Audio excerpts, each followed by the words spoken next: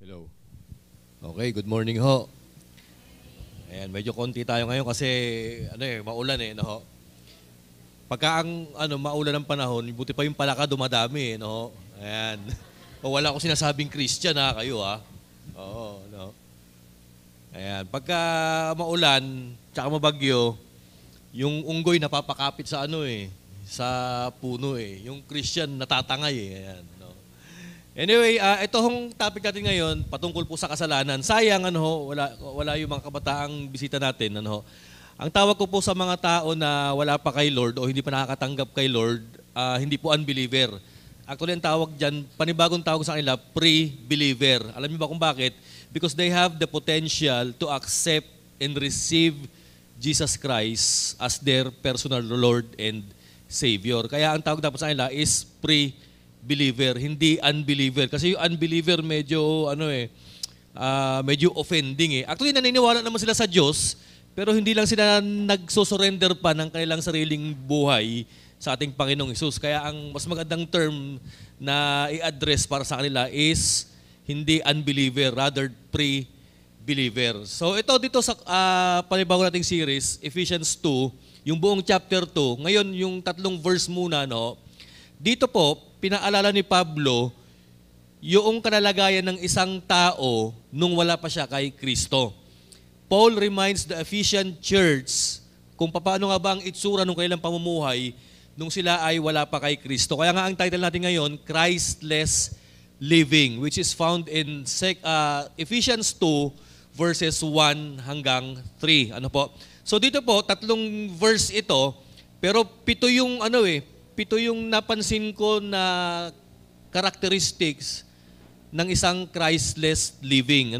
Isa sa verse 1, tatlo sa verse 2, tatlo rin sa verse 3. Kaya pito, okay?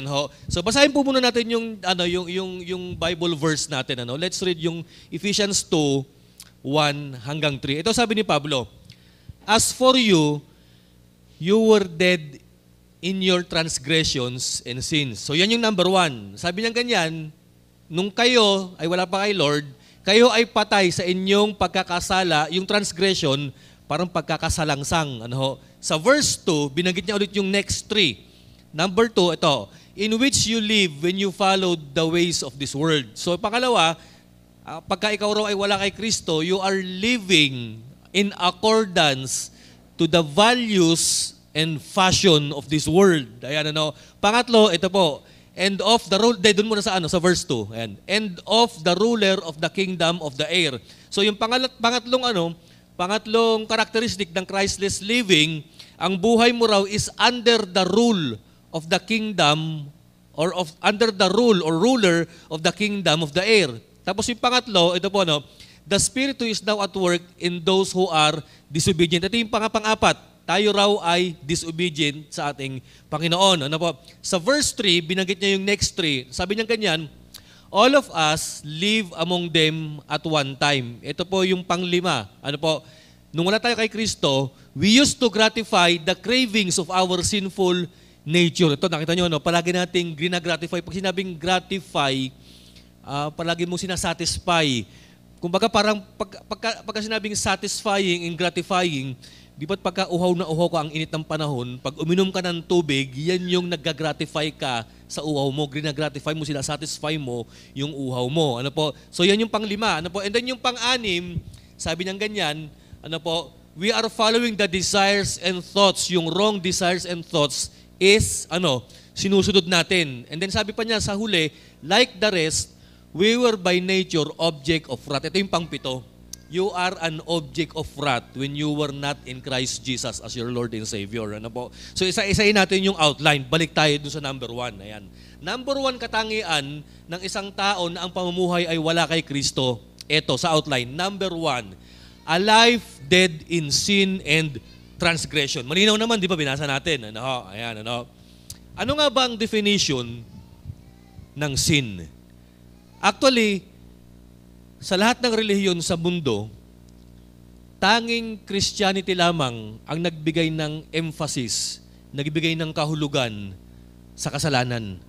Karamihan ng world religion ngayon na nag-i-exist, ang emphasis nila, good works. Ano ho? Mabuting gawa, mabuting kung paano magkaroon ng extra point para ikaw ay makapunta sa heaven, sa nirvana, sa paradise. Ganun ang kanilang emphasis eh. Pero only Christianity, ang isang religion, ang nagbigay ng emphasis sa sin and transgression. Ano nga bang definition natin ng sin? Dito pagtignan natin. Ano? Sabi po, sa Greek term, ang sin, hamartia. It is the failure to hit the target of life. Ayan, ano? Halimbawa ito, ano? Di ba sa araw, di ba merong bullseye, merong sunod na mga concentric circles. Actually, ang pinaka-goal dapat natin yung bullseye eh.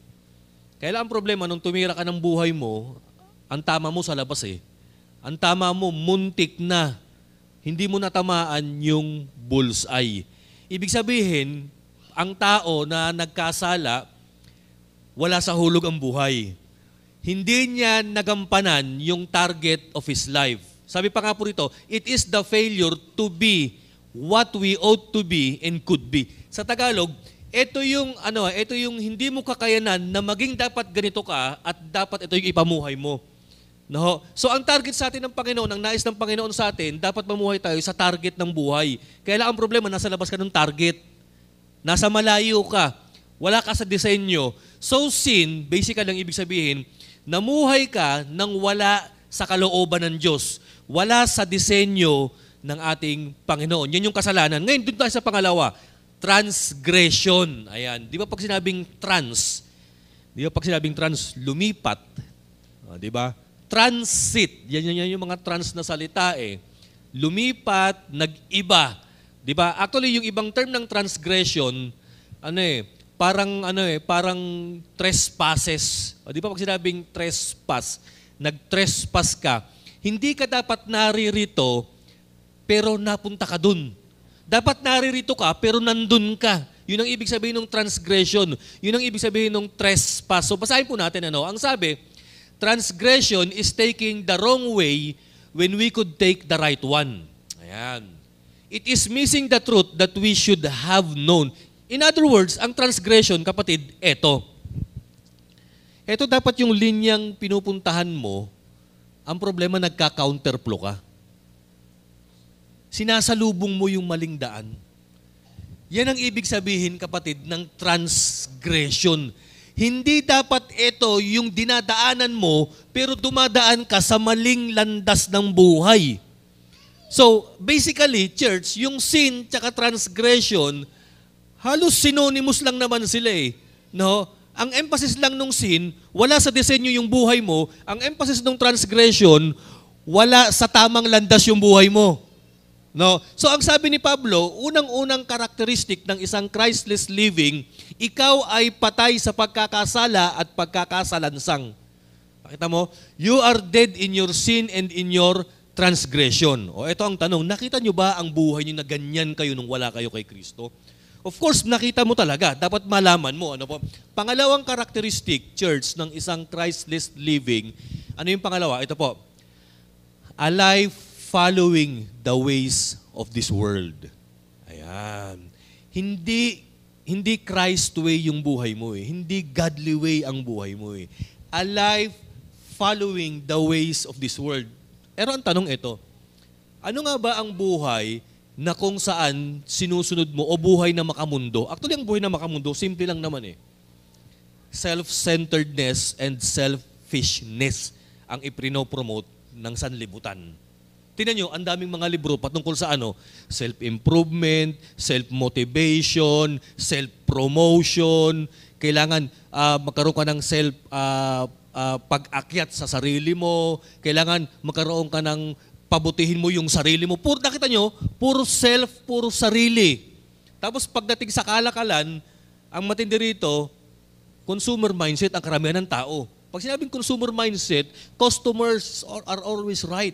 O, nakita nyo yan? Sabi ko nga po rito, ano yung nakarugtong dito? The world's standard is that it sets self at the center. While Christ's standard sets God and others at the center. Nakita nyo yung greatest commandment ng ating Panginoon? Actually, ang greatest commandment ng sanlibutan, ito eh. Mahalin mo ang sarili mo ng buong puso mo, ng buong loob mo, ng buong kaluluwa mo, basta sarili mo lang.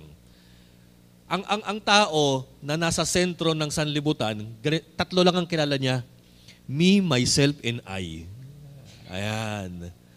Me, myself, sarili lang niya. Wala siyang paki sa Diyos, wala siyang paki sa purpose niya, wala siyang paki sa ibang tao. Pero ang tao na nakarealize ng buhay at eternal life kay Christ Jesus, ito ang sarili, ang motto niya ngayon, hindi, ako'y nabubuhay para sa Diyos at para sa kapwa. Kaya nga ang sabi ng Panginoon, ang greatest commandment daw, love the Lord your God with all your heart, with all your soul, and with all your strength. And love your neighbor as you love yourself, mga kapatid. So nakita nyo, magkaiba. Ay, listen to this, church. Karamihan naman ng pinagmulan ng kasalanan, walang iba po kundi sa pagiging makasarili. Palagi ko itong binabanggit Kaya ka nagkakasala kasi inuna mo sarili mo.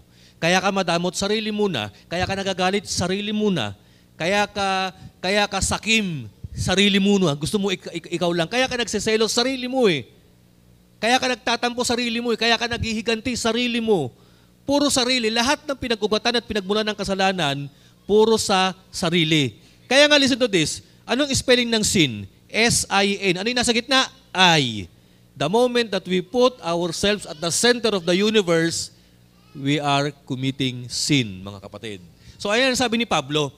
Pangalawang karakteristik ng isang Christless living, ang kanyang pamumuhay ay sa standard ng sanlibutan, hindi sa standard ng Diyos. At ang standard ng sanlibutan, self-centeredness and selfishness, mga kapatid. Third thing, pangatlo na tayo, a life under the ruler of the kingdom of air. Grabe, Sa Tagalog, tanongin ko kayo ngayon, meron ba kayong alam na kaharian ng hangin? Parang Air Force ang datingan nito, kapatid Kasi, biruin mo may kaharian pala ang hangin. Baka mo isipin nyo, Pastor, may kilala ko mahangin, baka siya yung Diyos dito. Kaharian ng hanginan. Hindi. Bakit kaya binanggit ito ni Pablo? That when you are living apart from Christ, you are under the influence of the ruler of the kingdom of air, sabi ni Pablo. Alam niyo ba kung bakit? Kasi ang paniwala ng ancient people nung araw, particularly itong mga Greek and Romans, ang air, ang atmosphere, ang kalangitan, ang kahanginan, napakaraming demonyo raw dyan. Dyan daw ang tahanan ng mga demonyo. So in short, sinakyan ni Pablo yung notion, yung kaisipan, yung idea ng mga Greeks and Romans na ang demonyo ay nakatira sa hangin, mga kapatid.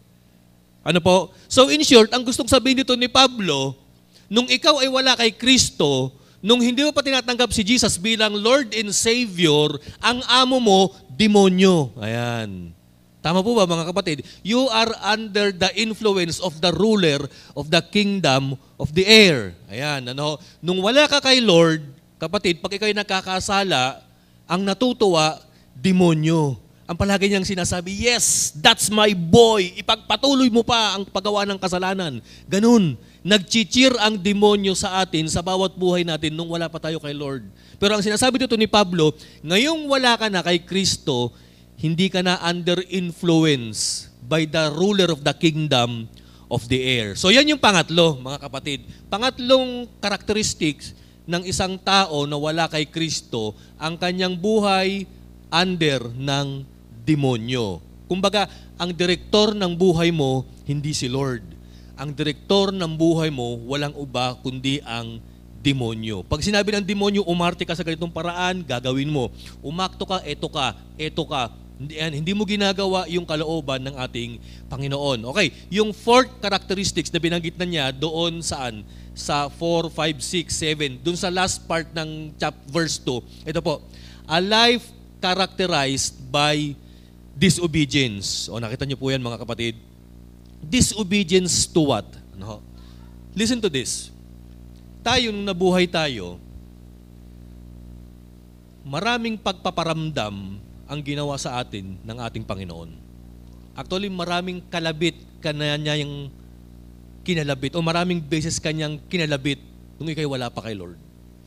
Sa paanong paraan? Actually, sa creation lang eh. Ano sabi ni King David? The heavens declares the glory of the Lord. Yung nature lang eh, it reminds us of a powerful creator. Ayan, ano? So, kinakalabit ka na ng Panginoon sa evidences, sa nature, sa heavens. Ayan, ano? Pangalawa ito, yung kanyang Bible, yung kanyang word. O di ba nung wala ka pa kay Lord, ba naririnig mo ni mga iba't ibang verses from the Bible? Yung John 3:16, naririnig mo na yan eh. No, yung God is love, yung sabi ni Christ na I am the way, the truth, and the life, naririnig mo na yan eh. So ibig sabihin, yung nature, yung word niya, nagre-represent na yan na ikaw ay, dapat nang magbalik loob kay Lord. Ito paano pa? Yung conscience mo. O di ba kaya nga tayo may konsensya, it reminds us of our moral standards na binigay sa atin ng ating Panginoon. Kumbaga parang yung konsensya natin, parang yan yung built-in reminders sa atin that we have what? A holy God who created us.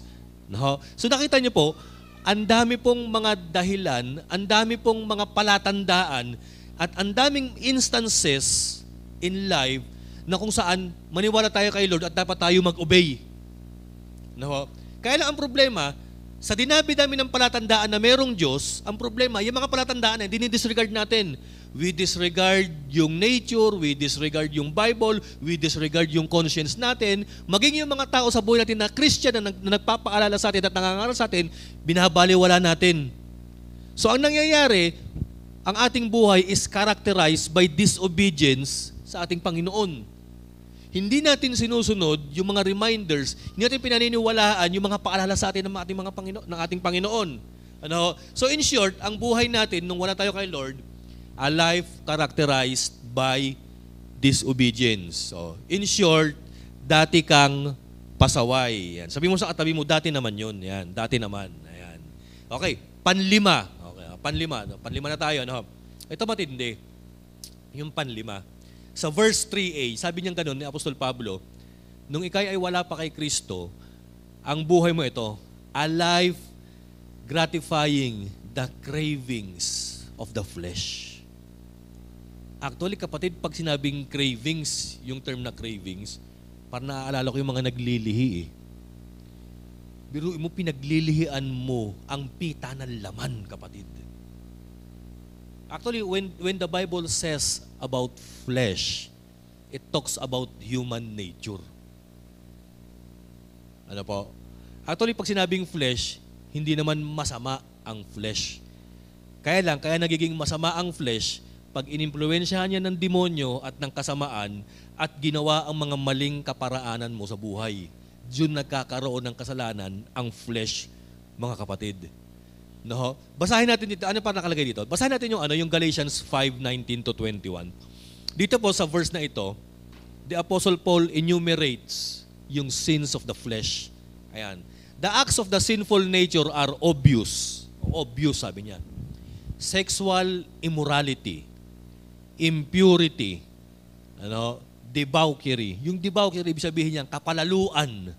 Ayan, yung sobra-sobra na, you want something more. O, sige, alak pa more, kain pa more, puyat pa more. Ayan, tawag dyan, yung mga kasalanan na may pa more. O, debauchery tawag dyan. So, verse 20, ayan, idolatry. Ano ibig sabihin ng idolatry? Yung mga nagsasamba sa Diyos-Diyosan. Idolatry yan eh. Kasama pala sa sa sinful, sa sin of the flesh. Ayan. Idolatry. Actually, ang idolatry, kapatid, huwag lang nating i-confine sa pagsamba sa mga rebulto. Actually, the moment na you idolize too much a person, yung bang talagang lahat na lang ng tinitweet niya, tinitignan mo, post niya, tinitignan mo, ini-stalk mo na siya, ginagaya mo na siya, paggising mo sa umaga, siya na lang lagi nasa isip mo, matutulog ka, siya na lang lagi nasa isip mo. Actually, idolatry yan eh. Pagka sobrang obsessed mo na sa isang tao, sino ba yung mga kina-obsessan natin ngayon? Sino ba?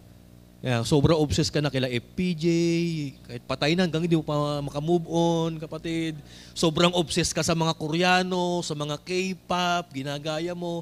Sobrang obsessed ka kay Taylor Swift, kalalaki mong tao, ginagaya mo yung forma niya, kapatid. Ayan, dyan po pumapasok yung kasalanang idolatry. Ayan, ano pa? witchcraft. O yan, pangkukulam. Actually, paggamit ng black magics, pagsangguni sa witchcraft. Ito pa matindi. Hatred. Pagkagalit. Biruin mo, ang pagkagalit pala kasalanang sa laman. O discord, jealousy. O, yung jealousy hindi yan yung yung bintana, kapatid. Yung jealousy, yung ibig sabihin, yung pagkaselos. Fits of rage. Pag sinabi ko fits of rage, yung nagro-road rage, yung nagwawala sa kalsada, yung nagagalit. Oo. Yung na-overtakean ka lang, nagwawala ka na agad, kapatid. No, yan, Selfish ambition, yung pangsarili mong kagustuhan. Dissension, faction, actually parehas halos yan. Pagkakabahabahagi at pagkakahati-hati. Sa verse 21, ito pa, and envy and drunkenness. So tandaan nyo, ang sabi, drunkenness, paglalasing masyado.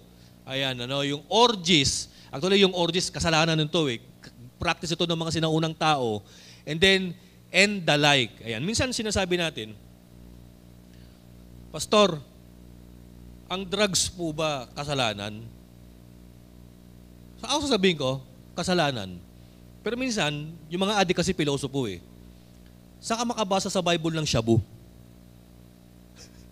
Saan ka makabasa ng Bible ng marijuana? Ng cocaine? Totoo, wala. Pero kami nababasa ako shabu sa Bible. Alam niyo kung ano? Ayan and the like. Nakita niyo yung karugtong niya? Drunkenness. Di ba alak? Too much alcohol, nawiwindang ka. Naapektuhan ng emotions mo, ang intellectual processing mo, ang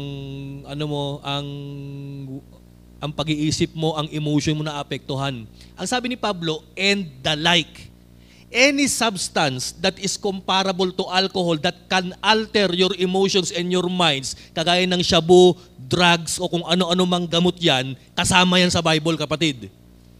Tapos sasabihin nila, pwede namang mag-drugs, wala naman sa Bible. Hindi, ayan yung nakalagay, and the like, di ba? Agree ho ba kayo, mga kapatid? Oo. Kasi sa totoo lang, nung araw, siguro wala pa naman na-inventong shabu, pero the Apostle Paul was so wise na binanggit pa rin niya yan. And the like, sabi niya ganyan. Kagaya nung alak. Kagaya nung tama nung alak. Ano ba tama ng alak? Di ba ganoon din yung tama ng mga shabu-shabu, yung mga drugs na yan, na nakakapag-alter ng behavior ng tao? So ano sabi ni Pablo? I warn you, as I did before, that those who live like this will not inherit the kingdom of God. Nakita niyo yung babala ni Pablo? At ang mga tao na namumuhay sa ganito, na grinagratify nila yung cravings ng kanilang flesh, hindi sila makapunta langit, sabi ni Pablo. Balik tayo dun sa outline. Church, listen to this. May babala. Balik tayo dun sa outline, Mitch. Ayan. Listen to this. Don't think that since we don't commit the grosser sins of the body. Ano yung grosser sins of the body? Yung mas obvious. Kagaya nga, yung drunkenness, yung drugs, yung murder, yung sexual immorality, grosser sins yan Pero ano naman yung less grosser, yung less obvious? Actually, ang less obvious, alam niyo kung ano?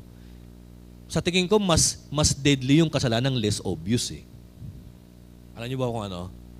Ito, spiritual pride. Pride, selfishness, masamang pag-uugali, malevolence. Pag sinabing malevolence, yung nag-isip ka lagi ng masama sa kapwa mo. Ayan. Sa tingin ko, church, mas malaking problema yung kasalanang hindi nakikita kaysa sa nakikita. So sabi ko nga mo rito, don't think that since we don't commit the grosser sins of the body, we avoided the sins of the flesh.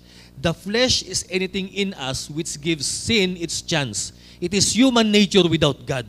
So basically, ibig sabihin pala ng sins of the flesh, ito, human nature without God. Biruin mo, namumuhay ka, pinapairal mo yung human nature mo apart from the control and the will of God. So the moment na ikaw ay namuhay according to human nature and human instinct, nagkakasala ka according to the flesh, mga kapatid. So ibig sabihin, ito na, sabi ni Pablo, nung wala ka raw kay Lord, biruin mo ang palagi, under ka raw ng cravings ng flesh. Bilang isang psychology major, nag-aaral kami doon sa Fatima, may natutunan ako yung behaviorism. Sabi nila, sabi ng ibang experts, kaya raw ng isang tao na i-manipulate ang kapwa niya sa pamamagitan ng pagtukso sa kanya sa mga kahinaan niya. Biro mo, kaya pala ng tao yan how much more pa kaya if the devil is the one who manipulates us? O di ba mas nakakatakot yan? Pero kung kontrolado mo yung flesh mo, you will not get manipulated by the devil, mga kapatid. Actually, ang experiment, si B.F. Skinner, ang ginawa niya, yung aso niya, bago niya pakainin, nagbebel siya. Tapos sa kanya pakapakainin. So napansin niya, yung kanyang aso, pag pinapakain niya, naglalaway. Tapos gumaganon yung buntot, nagiging maligalig. Ito matindi. Kinondisyon niya na ng kinondisyon yung aso niya, na kada bell, may pagkain, yung aso naglalaway, gumaganon yung buntot. One time, ito ginawa niya. Nagbatingding lang siya ng bell, kapatid, nang walang pagkain, yung aso niya naglalaway na. Addicted na sa tunog ng bell. In the same way, ang tao na addicted na sa cravings of the flesh. Isang batingting lang ng demonyo sa iyo, lapit, ikaw naman lalapit ka na agad, naglalaway ka na. Yan na ang flesh. Wow! Gumagano na tayo. Ganyan katindi mag-manipulate, kapatid, ang kaaway. Agree ho ba kayo, mga kapatid, na nung tayo wala kay Kristo, we are always satisfying the cravings of our flesh. Okay, ano yung sunod? 6, a life following the wrong desires and thoughts. Ano ibig sabihin po nito? Ano po? Ibig sabihin, sa buhay natin, may mga mali tayong pagnanasa at kaisipan. Pero ito, tingnan nyo ito, alam mong mali, pero gusto mo. Parang may katanong araw, gusto kong bumait, pero di ko magawa. Gumaganon-ganon Totoo ho yan. Ito alam mong masamang mainggit, pero naiinggit ka. May Lazada na naman siya, ako wala. May order na naman, bakit ako walang umu-order sa akin? Yan. Di ba sa totoo lang, alam mong masamang mag-isip ng ganun, pero napapaisip ka. Instead na nagpe-pray ka tuwing gabi, ang problema pagkapikit mo, lumalabas sa vision mo yung mukha nung kaaway mo. Panginoon, ito na naman. Pinatawad ko na, bakit ngayon gusto ko na naman siya ulit patayin, Panginoon? Ayan. Nakita niyo yan? Yung wrong thoughts and desires in life, nung ikay wala pa kay Kristo, nagre-re-emerge, nagre-resurface sa iyong conscience, sa iyong sa iyong kaisipan, kapatid. Ganyan ang buhay mo nung wala ka kay Lord. But since you accepted Jesus Christ as your Lord and Savior, and you are now indwelled by the Holy Spirit, meron nang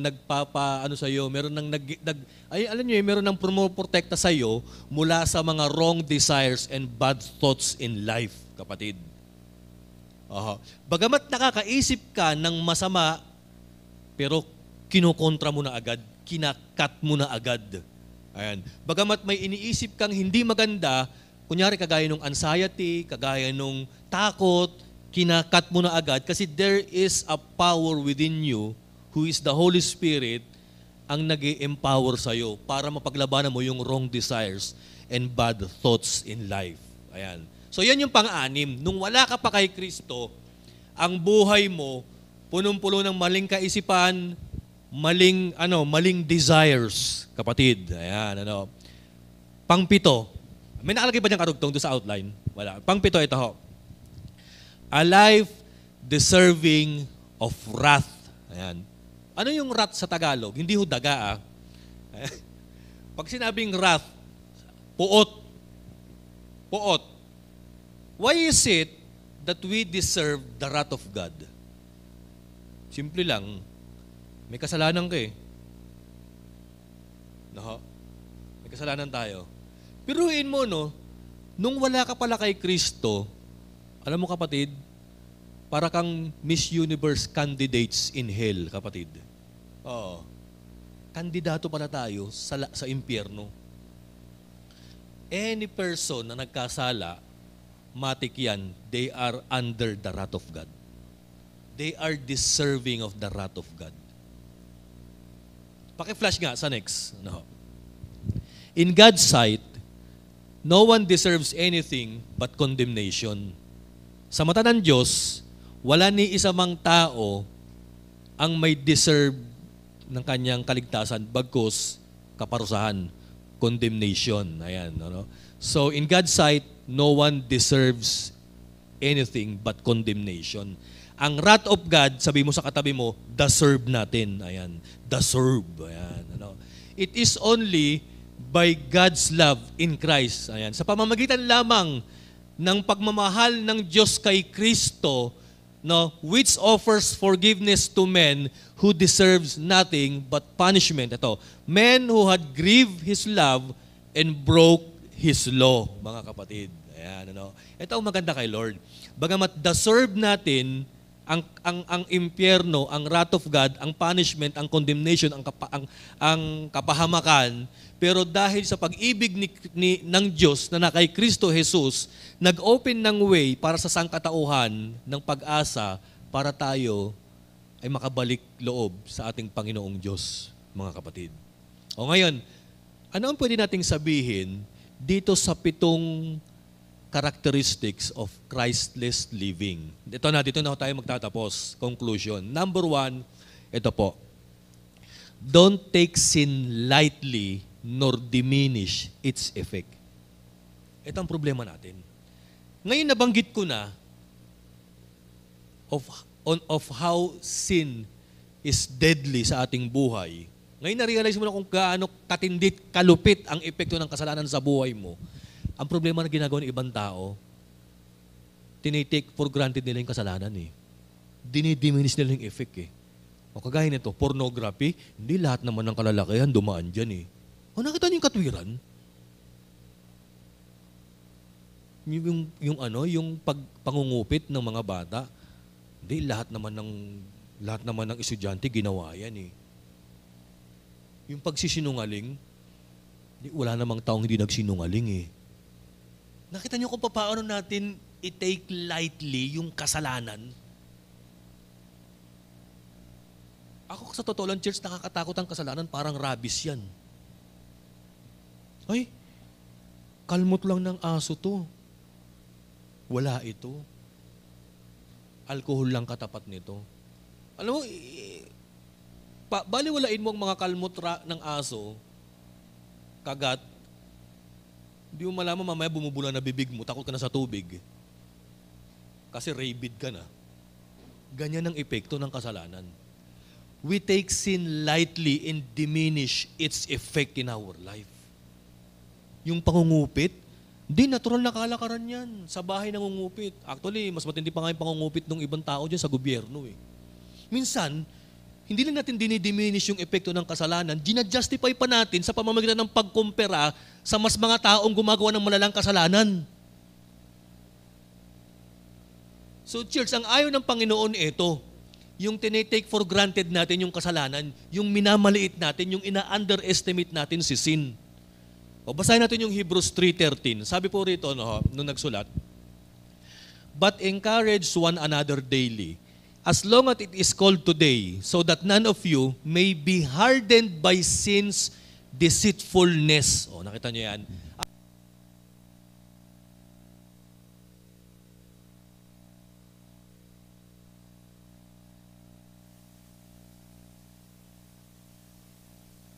Ayan, hello.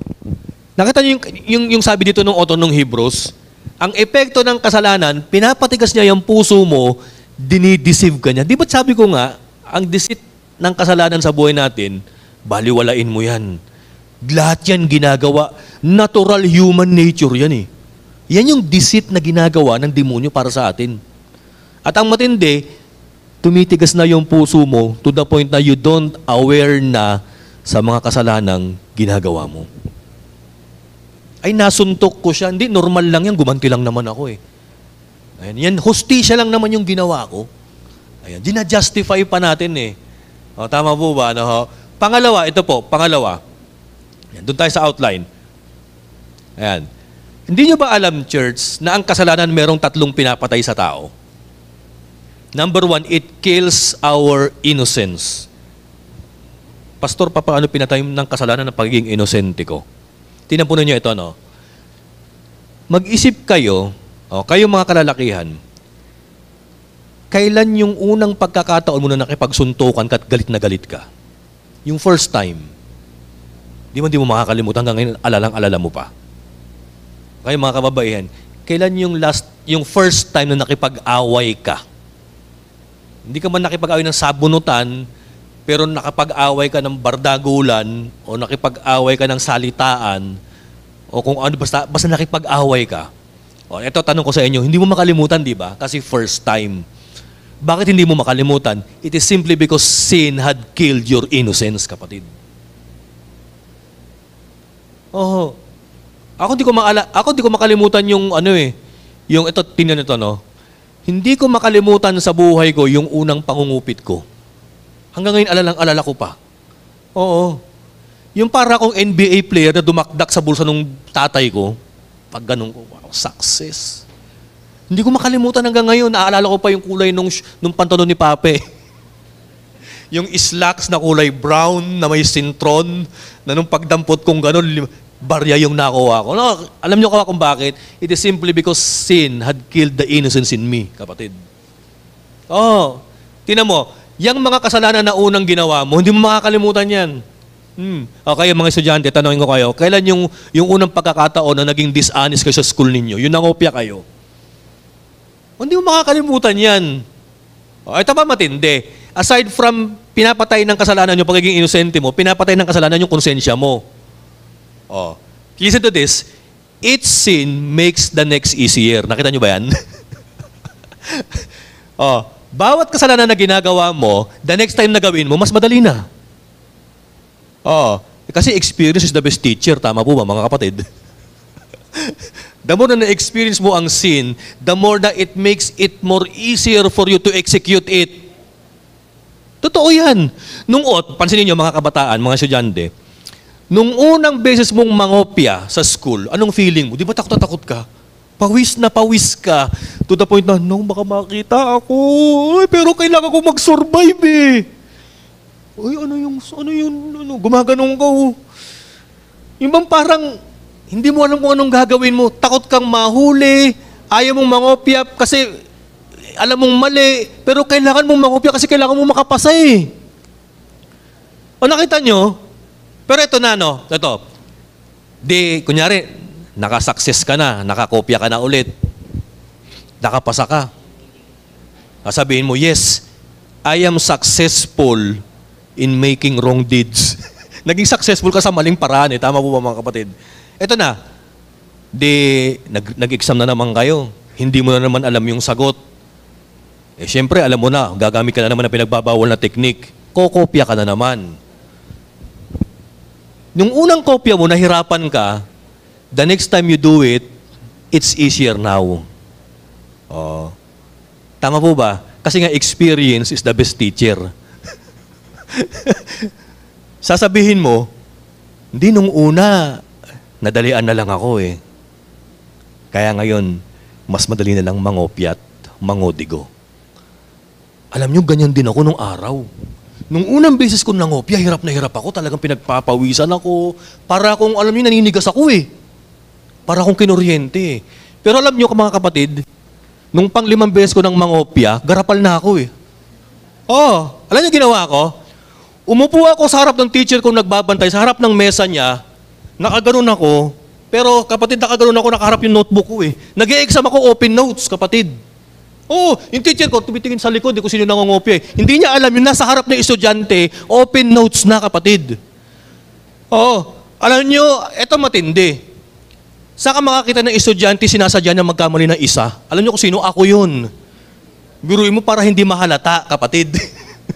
Alam niyo, nung nailabas na ang resulta ng exam namin, galit na galit sa akin yung valedictorian namin. Tinaasan ko siya eh. Nataasan ko eh. Sabi ko, kaya pala kitang talunin eh. Pero alam niyo mga kapatid, ito matindi, doon tayo sa pangatlo. Ano po? Ang pinapatay ng kasalanan aside from conscience, yung will mo, kapatid. Biro mo, that was the time na natutuwa na akong mangopya. Tapos, pagka nakakakuha ako ng mataas na grade, proud pa ako kahit kopya. Pero supposedly, dapat ikinahihiya ako kasi kopya. Yan ang ginagawa ng kasalanan sa buhay mo. Biruin mo, no? Alam mo na ngang mali yung ginawa mo, pero proud ka pa na ipangalandakan, magaling ako. Ang galing kong magnakaw. Ang galing kong manggulpe, mangupak. Ang galing kong manira ng tao. Yes, ganun. It is simply because sin kills our innocence, our conscience, and our will, mga kapatid. Actually, church, pagka ang kasalanan, pinatay na yung will mo, ito matindi. Hinahanap-hanap na ng sistema mo yung kasalanan.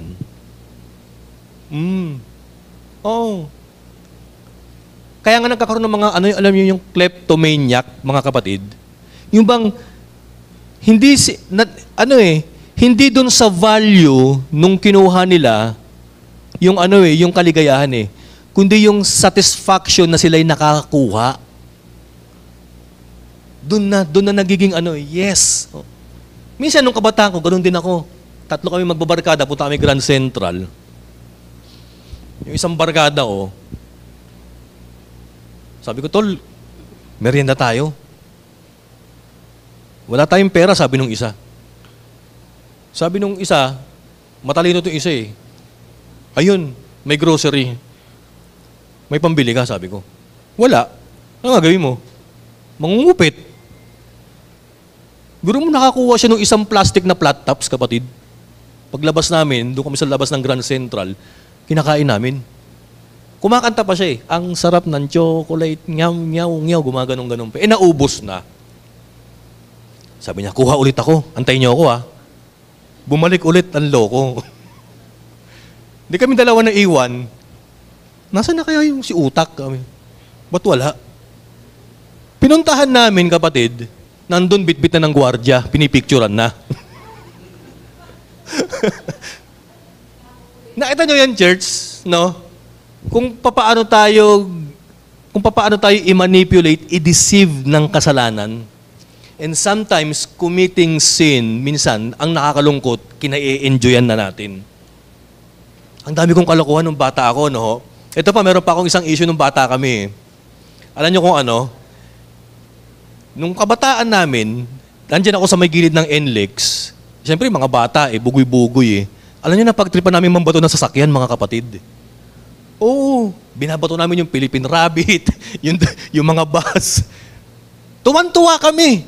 Oo. Uy, ang ganda ng sabog nung tinamaan ko, sabi nung isang kaibigan ko Pero alam niyo, minsan nahuli kami, yun na, tinigil ko na, kapatid. Kasi nakita ko yung epekto. Sabi ko, ang kasalanan pala, pagka ini-enjoy mo, it will pull you downward, kapatid. Na kailangan maikat na natin yan. No? So ngayon, kapatid, kailangan lahat tayo, ang kasalanan, huwag nating enjoyin. Kailangan ang kasalanan, kahiyaan natin. Kailangan ang kasalanan, huwag din nating i-disregard, huwag din nating paliitin yung kasalanan. Hindi, kailangan seryosohin natin ang kasalanan. Kasi hindi maganda ang kasalanan kapag ka-under tayo niyan, mga kapatid. Next, ano pa sabi ko po rito, Always remember the consequences of sin. Ano yung consequences of sin? For the wages of sin is death. Nakita niyo yan? Hindi ka lang object of wrath ng Panginoon, kundi mag-undergo ka pa ng kamatayan. Actually, ang kamatayan, hindi yan yung physical na kamatayan. Yung spiritual death. Death in hell. Ngayon ang tanong, Lord, paano ko marirescue pag sa ganyang kapamaraanan, Panginoon? Sa totoo lang, kapatid, sabihin ko sa'yo, hindi mo kayang iligtas ang sarili mo. Kahit pagbayaran mo pa yung ginawa mong kasalanan, hindi mo kayang pagbayaran. Tanging si Jesus Christ lang ang may kakayanang magbayad ng kasalanang ginawa mo. Kaya the best thing that you should do is to repent sa mga kasalanan mo and accept Jesus Christ as your Lord and Savior. Pangatlo, ito po pangatlo. Ayan. Ito, tingnan nyo ito, church. May tanong ako sa inyo. Ano pinakamahal na bagay sa mundo? Actually, pinakamahal na bagay sa mundo, kasalanan. Kasalanan. Merong isang, may-ari ng park. Ang pangalan niya, si Mr. Say. Ang apelido Tan. Ayan, Mr. Satan. Yung park niya, kapatid, libre entrance. Oh, makakakita ka ng mga layon, safari. Aside from libreng entrance, ito matindi. Libre kain. Sa loob, libre bisyo. Sa loob, walang rules. Basta kahit gawin mo kung anong gusto mong gawin. So, ang daming tao nagpuntahan kasi libre. Libre pagkain, libre viewing, libre enjoyment. At matindi rito, unli. Walang oras-oras ng ano. Kaya lang ang problema, kapatid, walang labasan. Kasi alam niyo ba kung bakit? Ikaw ang ipapakain ni Mr. Satan sa kanyang mga alagang leon. Ganun pala ang kasalanan, kapatid. Ang kasalanan, madaling gawin, pero mahirap pagbayaran. Actually, hindi eh. Madaling gawin, imposibleng pagbayaran. Nakita niyan? Ang kasalanan, madaling i-access, madaling i-execute, madaling gawin, pero imposibleng pagbayaran. Kasi nga, sin is the costliest thing in the world. Sin is the most expensive thing in the world, mga kapatid. Alam niyo ba kung bakit ko nasabing pinakamahal na bagay ang kasalanan sa mundo? Unang-una ito, hindi mo kayang pagbayaran. Pangalawa ito, ang pinambayad dyan, dugo at katawan ni Kristo. So basically, if God paid the price of sin, which is the flesh and blood of His only begotten Son, therefore that thing makes sin the costliest thing in the world, mga kapatid. Nakita niyo yan? Tayo po'y tumayo ngayon, ano? Kapatid, kung ikaw'y Kristiyano na, sasabihin mo, oo, natanggap ko na si Lord eh. Pero kapatid, bagaman tatanggap mo na si Lord, ang devil, hindi ka tatantanan yan eh. Hihilain ka niyan pababa eh, sa pamamagitan ng mga, alam niyo ba yun, yung mga, sa pamamagitan ng pagtukso ng kasalanan sa buhay mo. Aalisin ka niyan kay Lord, hahatakin ka niya pababa sa pamamagitan ng pag-tempt sa'yo sa paggawa ng kasalanan. If anything in your life right now as a Christian, ang sa tingin mong meron pang foothold ang kaaway sa'yo, kapatid, pwede mo na iwaksi ngayon yan. Knowing right now na ang kasalanan, ang pinambayad dyan, dugo at laman ni Kristo. Alam mo, sabi ko nga kanina eh, kung minsan ang tao dinidiminish ang significance ng sin sa atin eh. Dinidiminish natin yung epekto ng kasalanan eh. Pero sa totoo lang, huwag mong i-diminish. Huwag mong malitan ng kasalanan. Kasi ang katapatan ng kasalanan, buhay ni Kristo. Buhay ni Kristo. Hindi mo ba alam, napaka-expensive ng kasalanan? So kung napakamahal pala ng kasalanan at pagkakatubos ng Diyos sa buhay ko, sa kaligtasan ko, dapat iwaksi ko ng paggawa ng kasalanan. Dapat hindi ko na i-entertain.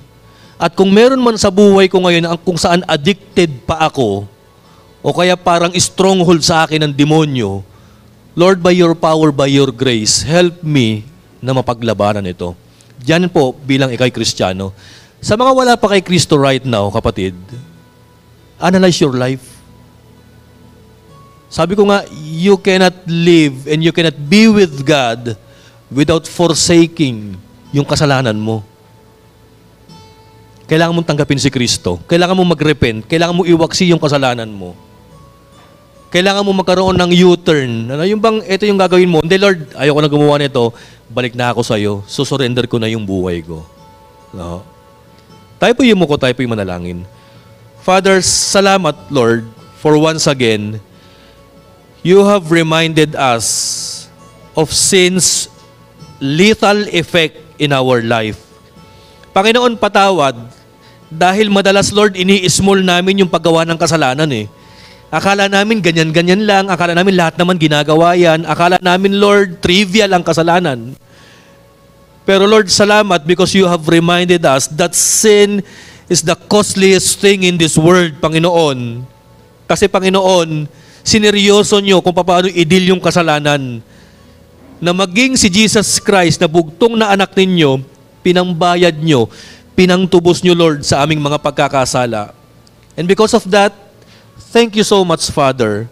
Thank you, Lord, for loving us, for rescuing us, and for redeeming us by your blood. Salamat. Dahil ngayon po, Lord, malaya na kami sa kasalanan. And I pray, Father, that from now on, Lord, mamumuhay kami ng may kalayaan sa kasalanan.